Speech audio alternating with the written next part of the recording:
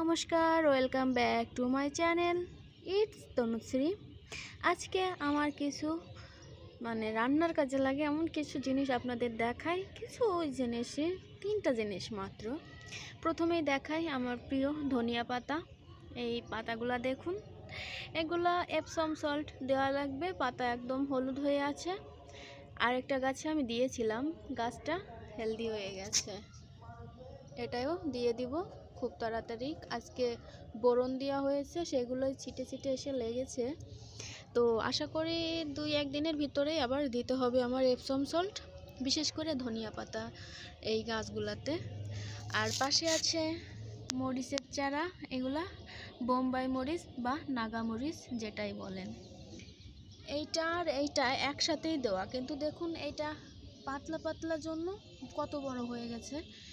আর এগুলো আমি উঠাবো না, দেখি কত বড় হতে পারে। এখন চলুন আরেকটা দেখাই। এটা বাইর করে নিয়ে আসি আমি। টেনটেনা, এই যে দেখলেই পরাণ ভরে যায়, তাই না? ধনিয়া পাতা চাষে আপনিও হতে পারেন সফল। কত সুন্দর লাগতেছে। হ্যাঁ, বাহ, মন ভরে যায়। দেখুন কি পরিমাণে।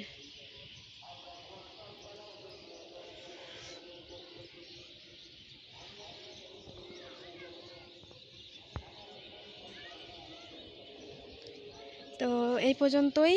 আর চলুন এখন আমি দেখাই আরেকটি গাছ। এগুলো আমি এখানে রাখি, এই যে দেখুন, এখান থেকে দেখাই কত সুন্দর লাগছে।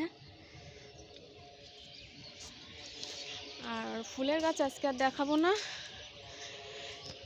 এখন দেখুন মরিচের গাছ, কিছু আগা ভেঙে দিয়েছিলাম, সেখান দিয়ে নতুন 2টা করে ডাল বেরিয়েছে, সাথে ফুল নিয়ে চলে এসেছে। আর ফুলও আমি ভাঙবো না, এখন আমি ফুল নিব, কারণ গাছটা বেশ অনেকটাই বড় হয়ে গেছে এটা। আর এটাই অনেক ফুল এসেছে, পাখিতে খেয়ে নেয় জন্য ঢেকে দিয়েছি। আর মরিচও কিন্তু ধরেছে, আপনাদেরকে দেখানোর চেষ্টা করি, দেখি সামনে থাকলে আমি দেখাবো। এই যে দেখুন, এই যে কিন্তু এটা কিন্তু মরিচ।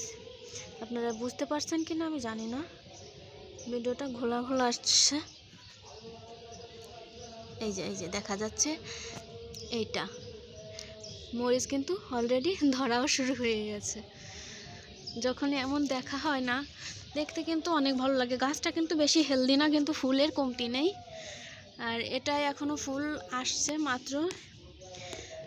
সবগুলা গাছে আমি বোরন দিয়েছি, যেহেতু ফুল আসতেছে, যাতে ফুলগুলো পড়ে না যায়।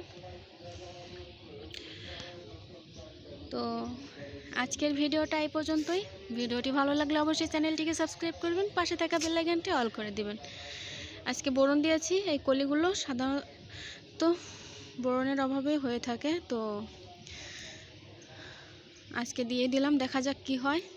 পরবর্তীতে আমি আপডেট শেয়ার করব। চ্যানেলটিকে সাবস্ক্রাইব করে দিবেন। ধন্যবাদ।